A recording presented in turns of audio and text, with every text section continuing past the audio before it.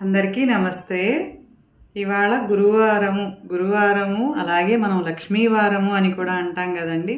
అంటే గురుబలం అనేది ఉంటేనండి లక్ష్మి కూడా మన ఇంట్లో ఉంటుంది అని చెప్పేసి పెద్దలు సూచించడం జరుగుతుందన్నమాట.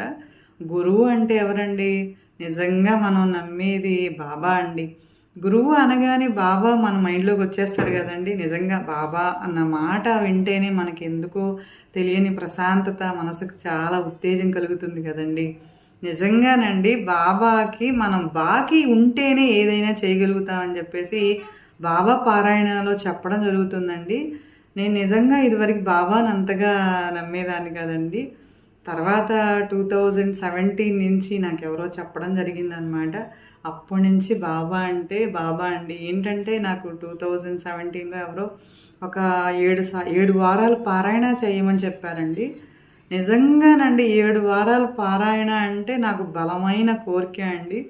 అది మరొకసారి చెప్తాను మీకు. అది జరిగిందనమాట. 7వ వారం అయ్యేటప్పటికి నాకు నిజంగానండి నేను కోరుకున్న కోరిక అనేది నా కళ్ళ ముందుకు వచ్చిందనమాట. వెంటనే అది అయితే నేను బాబా ఇంట్లో పూజ అంటే భజన పెట్టుకుంటాం అనుకున్నాము. నిజంగానండి ఆ 7 వారాల్లో అది జరగటము, ఇంకా బాబా భజన ఇంట్లో జరగటం నిజంగానండి బాబాకి మనము చెయ్యాలి అంటే ఆ సంకల్పం గట్టిగా ఉండాలండి. ఇంకోటి ఏంటంటే బాబా పారాయణంలో చెప్పడం జరుగుతుందండి, ఆయనకి బాకీ ఉంటే ఆయనే వసూలు చేస్తారంటండి నిజంగా. కాబట్టి నిజంగా ఆయనకి నేను బాకీ ఏమోనండి.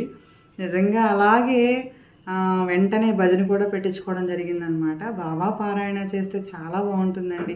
ఇంట్లో చాలా ప్రశాంతంగా ఉంటుందండి. అలాగే మనం నిజంగా ఏదన్నా అనుకుంటే తప్పకుండా బాబా చేయడానికి ముందుంటారండి తప్పకుండా. నిజంగా నాకు అది చాలా గట్టి కోరిక నెరవేర్చడం అంటే బాబా అండి. ఇంకోటి ఏంటంటేనండి బాబా దయలేందే, బాబా పిలవందే మనం షిరిడి వెళ్ళలేమండి. నిజంగా ఇది కూడా నేను గట్టిగా నమ్ముతానమాట. బాబా ఆయన పిలిస్తేనే మనం షిరిడి వెళ్ళటం జరుగుతుందనమాట. నిజంగానండి బాబాని నమ్మాలి, నమ్మి తీరాలన్నమాట. చాలామంది ఆయన కూడా మనిషేగా అనుకుంటారండి. కానీ నిజంగా పారాయణాల్లోనండి ఆయన చేసినవన్నీ కూడా మనకి కళ్ళ ముందు కనిపించినట్టే ఉంటాయి అన్నమాట. నిజంగా బాబా దయ, బాబా పారాయణ చేస్తే మీకు అర్థమవుతుందండి. నిజంగా బాబా దయ ఎప్పుడు మనపై ఉండాలని కోరుకుందామండి.